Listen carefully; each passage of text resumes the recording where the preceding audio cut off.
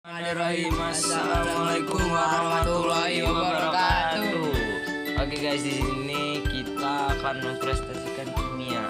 Tapi sebelum itu kita harus perkenalan dulu nggak sih? Oke, yang pertama nama saya Gasan Ghifari. Nama saya adalah Abdullah Al-Kafratul Ahiti. Di sini kita akan menjelaskan tentang materi atom. Oke. Jadi ya, lanjut ke slide pertama. Apa sih yang kita bakal bahas pada materi kali ini? Yang pertama ada atom Democritus, Yang kedua ada atom dari John Dalton. yang ketiga ada J.J. Thomson, Yang keempat ada Ernest Rutherford. yang kelima ada Niels Bohr. Simak. Di sini ada, sebelum masuk ke materi kita ada sedikit teori lah tentang timeline dari tahun ke tahun. Dari yang pertama ada atom John Dalton. Ia menyatakan pendapatnya tentang atom pada tahun 1803. Teori atom Dalton didasarkan pada dua hukum, yaitu hukum Lavoisier atau hukum kekalahan massa dan hukum Proust atau hukum susunan tetap. Nah, selanjutnya ada atom dari J.J. Thomson. Jadi J.J. Thomson itu menyatakan bahwa dalam perkembangannya Thomson memperbaiki kekurangan yang ada pada teori atom Dalton sebelumnya pada tahun 1897. Lanjut, tahun berikutnya kita di tahun 1911 ditemukanlah si Rutherford ini memulai teori atom selanjutnya. Ada teori dari Ernest Rutherford. Rutherford lahir di Selandia Baru dan berkebahasa Inggris. Ia adalah murid sekaligus partner dari J.J. Thomson yang sebelumnya telah menyatakan perkembangan teori atom. Selanjutnya ada Adit yang akan masuk. Niels Bohr. Niels Bohr merupakan fisikawan asal Denmark dan peraih Nobel Fisika pada tahun 1922. Bohr memulai penelitian tentang atom pada tahun 1913 dan nama dari hasil penelitian itu adalah spektrum atom hidrogen. Wah, keren sih ini. Tokoh-tokohnya bisa memperkembangkan atom dari masa ke masa. Menurut saya ini keren banget nih. Ini harus dilanjutkan nih ke slide berikutnya. Ada atom Democritus. Jadi si Democritus ini dan apa pernyataannya? Jadi pernyataan teori atom Democritus mengemukakan bahwa atom adalah penyusun semua materi yang tidak dapat dibagi, diubah, dihancurkan dan selalu ada. Dan pasti ada kekurangannya dong. Kekurangan yang pertama, tidak dapat menjelaskan perbedaan massa atom dalam suatu unsur. Yang kedua ada tidak memperhitungkan keberadaan partikel subatom seperti proton, neutron dan elektron. Yang ketiga, tidak dapat menjelaskan perilaku atom dalam reaksi kimia. Dan ada kelebihannya yang pertama ada membuka konsep atom yang menjadi dasar para peneliti untuk mengembangkan model atom berikutnya. Yang kedua ada model atom pertama kali sehingga mendorong ilmuwan-ilmuwan baru untuk meneliti tentang atom. Wah, keren banget sih.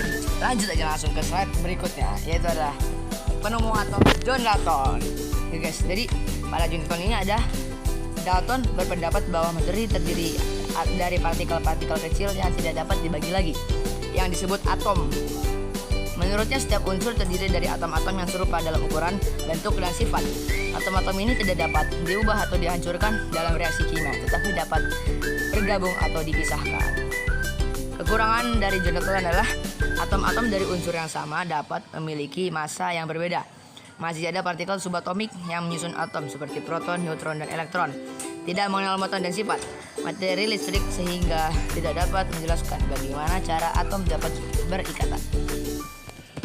Oke, di slide selanjutnya kita akan membahas tentang J.J. Thomson. Jadi inilah pendapat dari J.J. Thomson. Yang pertama ada atom bukanlah bagian terkecil dari suatu zat. Wah, ini sih menarik sih untuk dibahas. Yang kedua ada massa elektron atom lebih kecil dari massa atom. Yang ketiga, secara keseluruhan atom bersifat netral.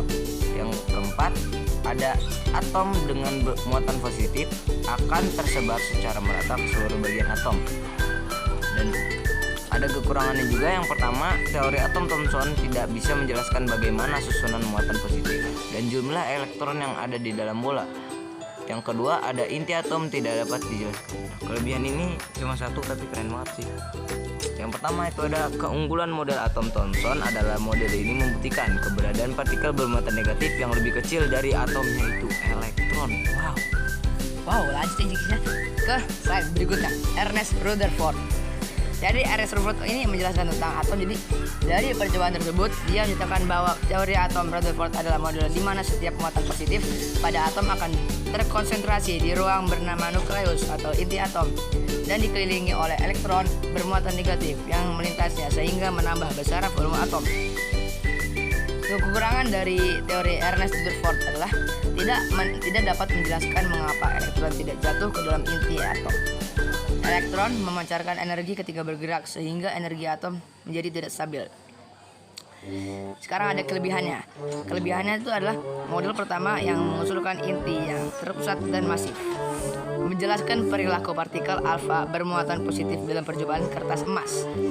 Yang terakhir adalah meletakkan dasar untuk memahami struktur atom dan radioaktivitas. Lanjut ke selanjutnya. Wah, sudah sampai Niels Bohr aja nih. Cepet banget ya. Ini slide terakhir kita. Ya, kita akan membacakan ini. Oke, yang pertama ada pernyataan dari Niels Bohr, itu yang pertama ada elektron mengelilingi atom pada orbit tertentu. Yang kedua, selama berada dalam lintasan, energi elektron tetap sehingga tidak ada energi yang diserap atau dipancarkan.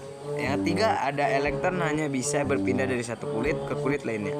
Yang keempat, ada lintasan-lintasan yang diperbolehkan elektron adalah lintasan-lintasan yang mempunyai momentum sudut kelipatan bulat dari H2n n sama dengan 3,14. Yang pertama, yang berikutnya ada kelebihan.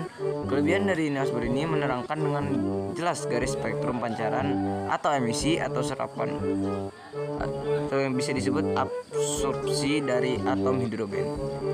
Dia juga ada kekurangan. Yang pertama, teori atom ini tidak dapat menerangkan spektrum atom yang lebih besar daripada hidrogen.